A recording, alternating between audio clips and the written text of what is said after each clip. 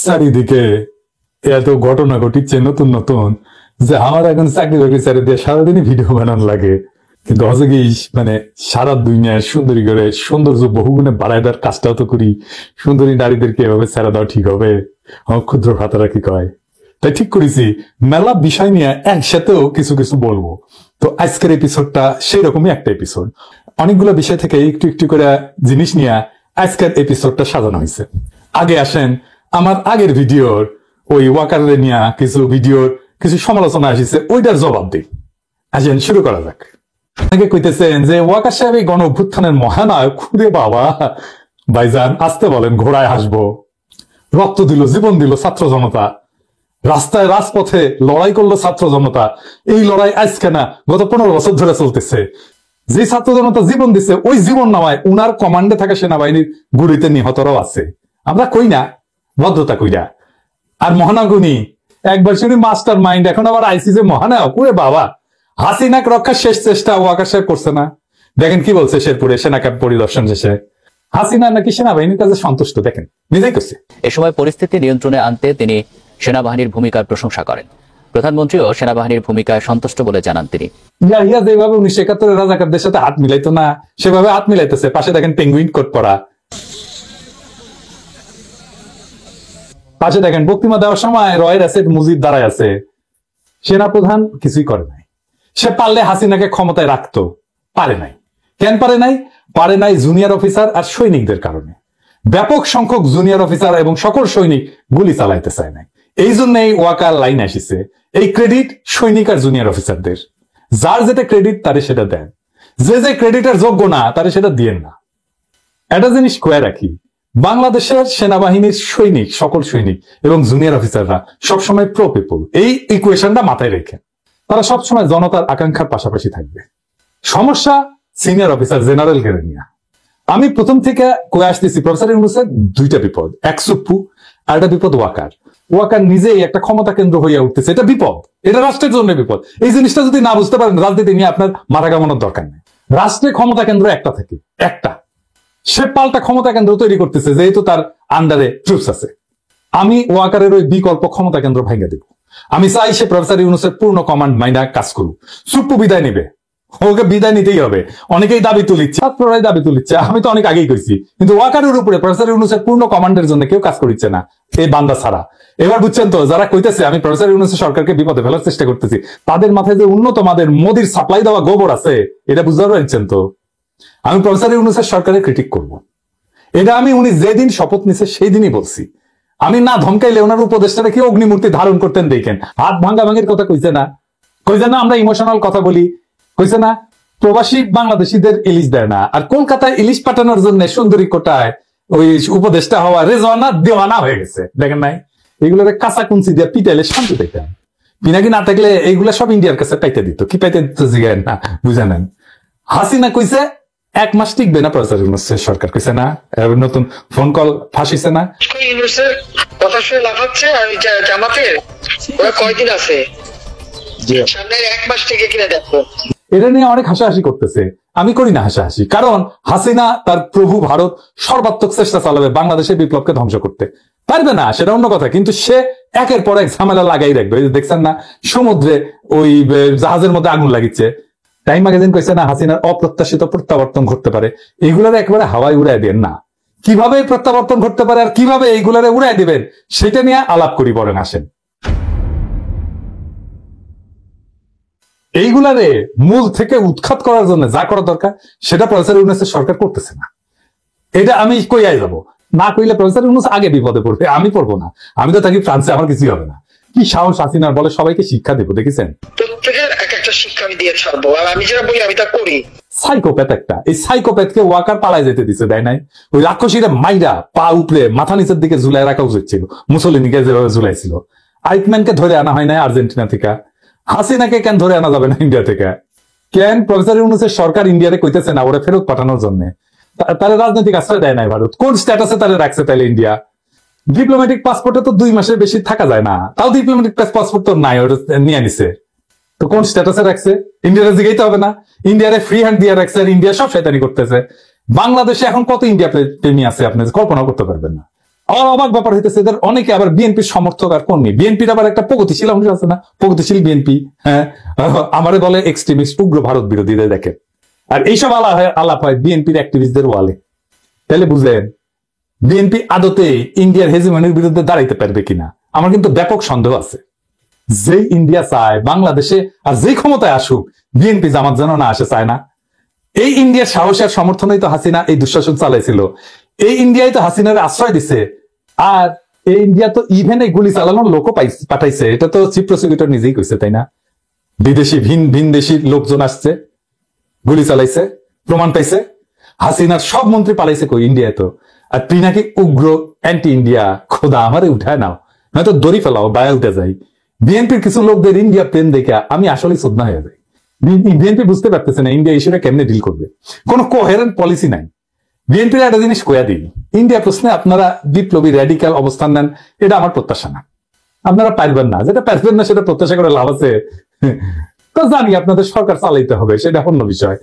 কিন্তু আপনার কর্মীরা, সমর্থকেরা ইন্ডিয়ান হেজিমনির বিরুদ্ধে কণ্ঠস্বরকে ডেমোনাইজ করার পলিসি নেয় কেন? এটা কেঙ্কা আলাপ। এর ফল আপনারাই ভোগ করবেন, আমি না। আপনাদের ইন্ডিয়ার সাথে ডিল করার শক্তি কমে যাবে।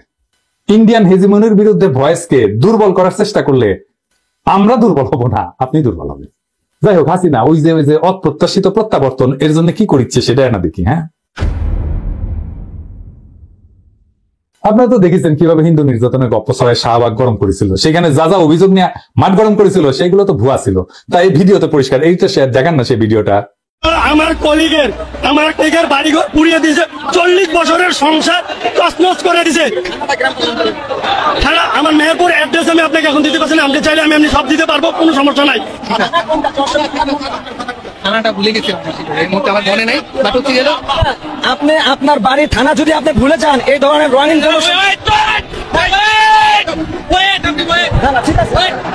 আমাকে যেতে হবে ওই জায়গায়।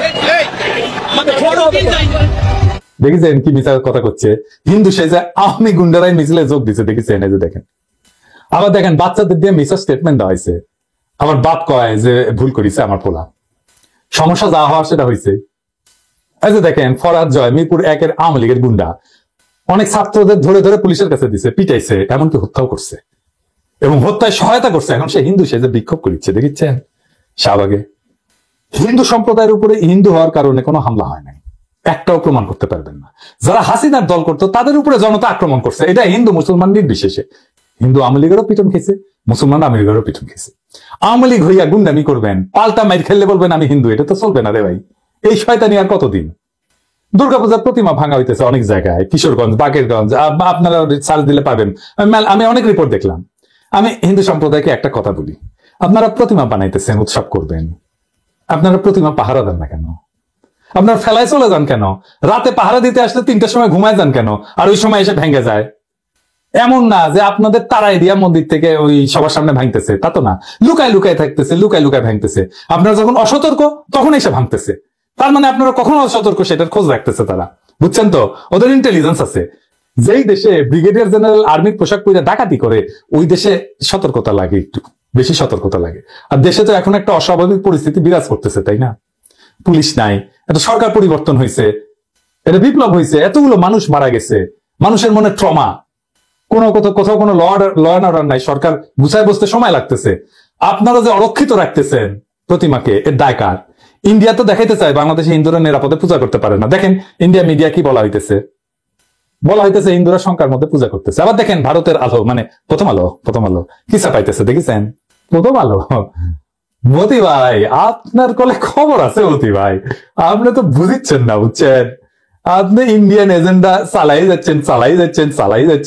যাচ্ছেন, যতই করি নিষেধ করি ততই আপনি চালাই যাচ্ছেন, ছাড়িচ্ছেন না, তাই না?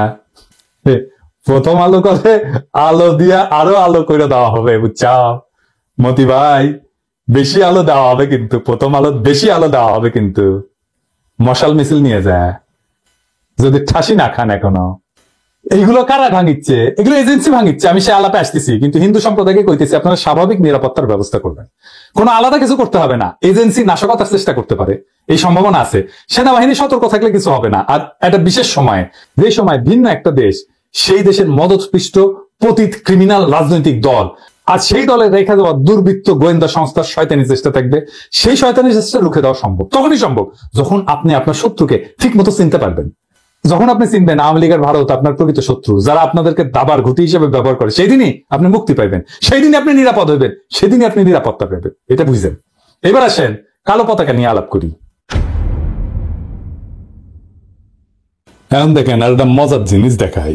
এই যে এপোলা হিন্দুত্ববাদের পতাকা নিয়ে খুব জোশ করিচ্ছে, সবাই এই পতাকা নিয়ে আসপার করছে শহীদ মিনারে, আর নিজেই এই কলেমার পতাকা দেখা সে আবার নিজেই করছে যে এটা আবার কি, এটা কি বাংলাদেশের পতাকা? তাহলে এই ভাল শুন, এটা কি বাংলাদেশের পতাকা তুই যে নিয়ে আসু? হ্যাঁ, দেখেছেন তো কি অবস্থা? নিজের বেলায় আটি সাটি, পরের বেলায় সিমটি কাটি। আপনারা দেখেছেন যে কলমা খচিত পতাকা নিয়ে মিছিল হইতেছে, আমি ছবি টবি দেখাইতেছি না, অনেকে কইতেছেন যে আইএস বা আল কায়দার পতাকা। কথা হইতেছে কলমা লেখা পতাকা নিয়ে একজন মুসলমান অবশ্যই মিছিল করতে পারে, এটা তার রাজনৈতিক এবং ধর্মীয় অধিকার। কিন্তু যা হইতেছে তা হচ্ছে এই পতাকা কেউ ছাত্রদের তুলে দিতেছে, অর্গানিক না কিন্তু অনেক ক্ষেত্রেই। কারা?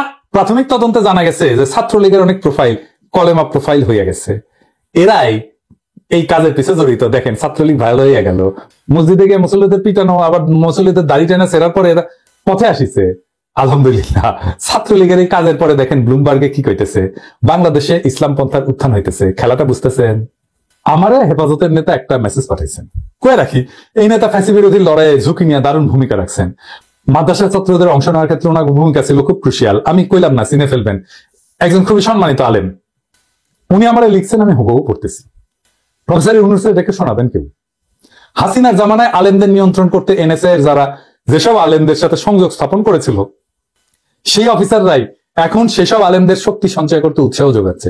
তারা বলতে চাচ্ছে এখনই সুযোগ আপনাদের দাবি আদায় করে নেওয়ার, আপনারা মাঠে দাবি তুলুন, আমরা সরাসরি শীর্ষস্তরে পৌঁছায় দেব এবং আপনাদের পক্ষে কাজ করব। আমরাও চাই আলেম ওলামারা বিভিন্ন গুরুত্বপূর্ণ দায়িত্বে যাক, দেশ পরিচালনায় তাদেরও ভূমিকা থাকুক। আমরা সুপারিশ করেই না আফামা খালেদ সাহেবকে ধর্ম উপদেষ্টা করছি, আপনারা দাবি তোলায় আমরা বলেই শিক্ষা সংস্কার কমিটি বাতিল করছি। এখনই সুযোগ কওমি সনদ বাস্তবায়নের দাবি তোলার।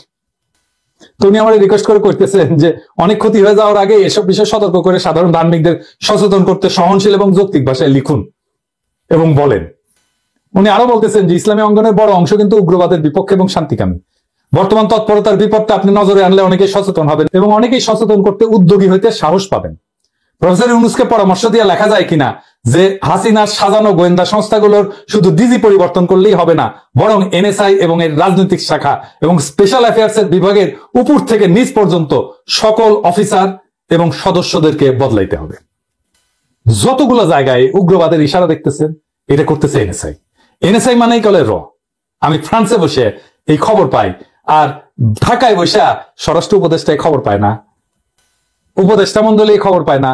ফাইনালি আর একটা বিষয় নিয়ে আলাপ করি, কিভাবে হিন্দু কার্ড খেলা শয়তানি করা হইতেছে।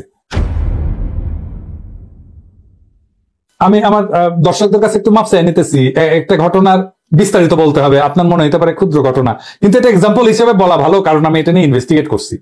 কারণ এই ঘটনা যখন আমি দেখছি নিউজ হিসাবে, আমাকে খুবই তাড়িত করছে যে বাংলাদেশে একজন হিন্দু মানুষকে মালয়নাথ বাচ্চা বলে গালি দিবে, এটা আমাকে তাড়িত করছে। সেই জন্যই আমি এই ঘটনার ইন ডেপথ আমি দেখছি এবং দেখা যেটা বের করে আনছি সেটা আপনাদেরকে আমি একটু বলতে চাই। তাহলে বুঝবেন যে কিভাবে এই সমস্ত ঘটনাগুলো যেগুলো প্রচারিত হয় তার অধিকাংশই কেমন মিথ্যা। আমি তো সব করতে পারি না, কিন্তু আপনাদেরকে একটা এক্সাম্পল দিয়ে দেখাই দিই কিভাবে এইখানে একটা লোক ভিকটিম কার্ড এবং সংখ্যালঘু কার্ড খেলায়, সে আসলে যে ভিকটিম তাকেই সে বিপদে ফেলছে। এটা একটু শুনেন মন দিয়া। আমি একটু সময় নেব আপনাদের, কিন্তু এটা শোনাটা আপনাদের জন্য খুবই জরুরি। যাতে করে গালাগালি পারে মালায়নের বাচ্চা হয়ে আজকেও গালাগালি পারছে, কত বড় সাহস মালায়নের বাচ্চা হয়ে এখনো বসে রয়েছে। জায়গার মালিক 5 ভাই 2 বোন, মানে এক ভাই মারা গেছে, তার ওয়াই পাইছে সব জায়গা দখল করতে চাইতেছে। চুক্তি যে নাকি মারা গেছে তার সাথে চুক্তি ছিল। বাকি 4 ভাইয়ের সাথে কথা হয়েছে, ছোট ভাইয়ের সাথে, সে দেখাশোনা বলছে যে এই ভাড়া আমরা আপনার ভাড়ার সাথে সমন্বয় করব। তো বললাম যে আপনার তো এরকম হয়েছে, যে ভাই মারা গেছে ওনার ওয়াইফ আমাদের সাথে আইসা বজগট করতেছে, সে বলে আপনারা থানায় এবং আর্মিকে জানাই দেন। মালিক তো 5 জন, এখন ভাড়া দিব কাকে? এই কথাই আমরা ওনাকে বলি যে আপনারা তো 5 জন মালিক, আপনারা বসেন, যার সাব্যস্ত হয় তাকে ভাড়া দিব। 17-18 মাস হয়ে গেছে এই ভাড়ার টাকা আমাদের দেয়। পার মাসে ভাড়া 40,000 টাকা ডিটেল লেখা, কিন্তু ভাড়া আরো বেশি। এই নিউজটা আপনারা দেখেছেন, আমি করে দেখেছি, একবার না বেশ কয়েকবার। আর বোঝার চেষ্টা করেছি যে সাংবাদিক সাহেব কি বোঝাবার চাইছেন, আপনারা কি বুঝেছেন। আমি কিন্তু বরাবরই বুঝে ফেলেছি, সাংবাদিক সাহেব বুঝে চাইছেন যে ভাড়াটিয়া সুনীল বাবুকে মালিক পক্ষের গুন্ডারা আসিয়া মালায়নের বাচ্চা বলে গালি দিচ্ছেন, এবং সেই সাথে এখনো দোকান সারেস নাই বলে হুমকি দিচ্ছে, তাই না? এটা বলে সরাই ফেলছে চ্যানেল আই, কিন্তু এই ভিডিওটা ছিল। তো এটা তো মহা একটা অন্যায় কাজ, এটা তো বলার অপেক্ষা রাখে না, তাই না? কিন্তু ওই রিপোর্টে কি আপনারা শুনেছেন যে মালিক পক্ষের সন্ত্রাসী ছাত্ররা নিজের মুখেই কথা বলিছে? আমি কিন্তু শুনি নাই, ভিডিও দেখেছিলাম। ভিডিও প্রতিবেদনটা 3-4 বার লারে দেখেও আমি বুঝলাম না এই কথাটা কে বলতেছেন। ভাড়াটিয়া সুনীল বাবু নিজের মুখে অভিযোগ করতেছেন। যাতা করে গালাগালি পারে মালায়নের বাচ্চা হয়ে, আজকেও গালাগালি পারছে। কত বড় সাহস মালায়নের বাচ্চা হয়ে এখনো বসে রয়েছে। পুরাই মেরে ফেলাই দেবো, একবারে ঘাট ধরে বাই করে দেবো মালায়নের বাচ্চা। তো এই অভিযোগটা সত্য হইতে পারে, নাও হইতে পারে, কিন্তু এটা কইছে, এটা আমি ঘুটে ঘাটে দেখছি, যেহেতু কইছে মালায়নের বাচ্চা কইছে দেখলো দোকান সারিস না, সেজন্য আমি আরো ঘুটে ঘুটে দেখেছি যে এটা আসলে কি। তো যাই হোক, এটা একটু ভুলে থাকি, একটা অন্য বিষয় দেখি, তাইলে বুঝতে পারবো। সুনীল বাবু আরো কিছু কথা কইছেন, আসেন সেগুলো শুনি। সুনীল বাবু নিজে স্বীকার করছেন যে 18 মাস ধরে তিনি ভাড়া প্রদান করতেছেন না। কেন? কারণ হিসাবে উনি বলতেছিলেন যে জায়গার মালিক নাকি 3-4 জন, মালিকের 3 ভাই 2 বোন, মালিকের বউ ভাড়ার জন্য টাকাটা দেয়। ফলে উনি ঠিক বুঝে উঠতে পারতেছেন না যে কাকে ভাড়া দেওয়া উচিত। খুবই চমৎকার কথা, সুন্দর কথা। তো সঙ্গত কারণে 2খান প্রশ্ন এসে পড়ে। সুনীল বাবু শুনেন, আপনি 18 মাস আগে ভাড়া কাকে দিতেন? আর 2 নাম্বার হইতেছে কার সাথে চুক্তি করে দোকানটা ভাড়া নিছিলেন? দোকান তো কারোর সাথে চুক্তি করে ভাড়া নিছিলেন, তাই না? 2 প্রশ্নের কোনটাই কিন্তু চ্যানেল আয়ের সাংবাদিক সাহেব করেন নাই, কিন্তু রিপোর্ট করে দিচ্ছে যেহেতু মালায়ন শব্দটা আছে। কেন করেন নাই সাংবাদিক সাহেব? ওই প্রশ্নের জবাব না দিলেও আমরা জানি আর কি। এরকম অনেক গুরুত্বপূর্ণ প্রশ্ন তিনি করেন নাই, কিন্তু আমি প্রশ্ন করে জানিছি। শুধু তাই না, অভিযুক্ত কারো কথাই তিনি শোনেন নাই, কেবল সুনীল বাবুর কথা শুনা বাজারে একটা সাম্প্রতিক ধর্মীয় উস্কানিমূলক ভিডিও ছাইড়া দিচ্ছে চ্যানেল। যাই হোক, কারণ পাবলিক এগুলা খায় খুব, তারপরে ইন্ডিয়াও খায় এগুলো, তা খায়, আমাদের খাওয়ানো অত সহজ হবে না। তো আমি এই সমস্ত ঘুটায় যে খবর পাইছি সেটা হইতেছে সুনীল বাবুর কাছে একখানা চুক্তিপত্র আছে আগামী 2028 সাল পর্যন্ত। উনি মা জননী রেস্টুরেন্টের দোকানখানা ভাড়া লইয়াছেন। কার কাছ থেকে? মরহুম মনিরুল ইসলাম ময়না সাহেবের কাছ থেকে।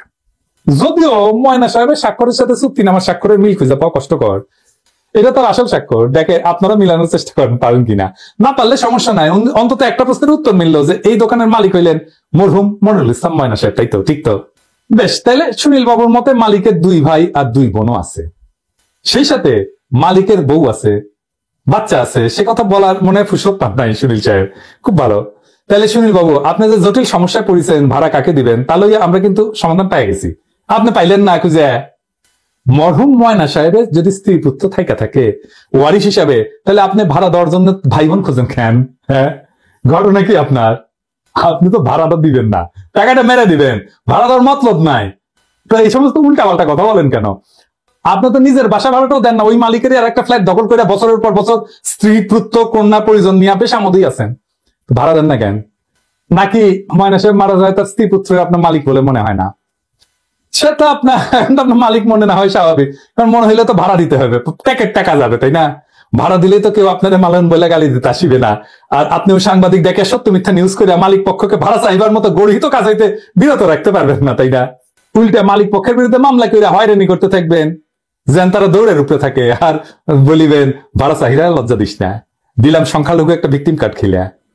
তো সুনীল বাবু এটা খেলতেই পারে, তিনি সংখ্যালঘু, ভাড়া দিতে কষ্ট, তার কন্যাও তো সংখ্যালঘু, কেন বাবাকে ভাড়া দেওয়ার কষ্ট দিতে হবে? সে না হয় নাই করতে দিল, কিন্তু চ্যানেলাই বাবু আপনারা এটা দেখবেন না? আপনারা কেন অভিযুক্ত কারো বক্তব্য না নিয়ে প্রতিবেদন বাজারে ছাড়লেন? সাংবাদিকতার একটা নীতিমালা আছে না, সেটা ভুলে গেছেন?